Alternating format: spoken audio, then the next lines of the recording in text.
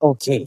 Katika malengo kuna maeneo matano ambayo unapaswa kuweka malengo. Lakini nataka nianze na eneo moja ili uweze kunielewa kwa kina. Eneo la msingi ambao unapaswa kuweka malengo, la kwanza ni eneo lako la kiroho. Nikisema eneo lako la kiroho namaanisha mahusiano yako wewe na Mungu. Hauwezi kufanikisha malengo yako kama hautaweka malengo binafsi ya kuhusiana wewe na Mungu. Kwa sababu kumbuka wewe ni roho, sio mwili. Wewe binadamu una sehemu kuu tatu.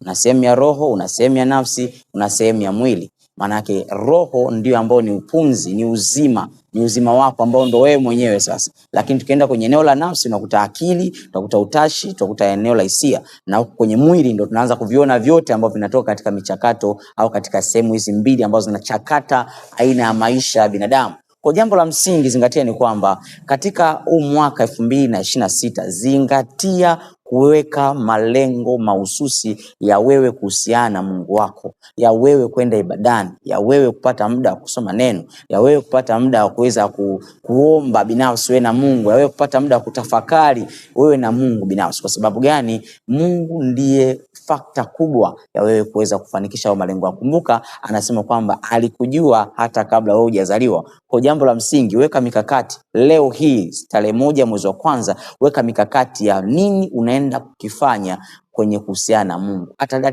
kwa nusu saa, labda kama ni asubuhi, mchana, jioni, angalia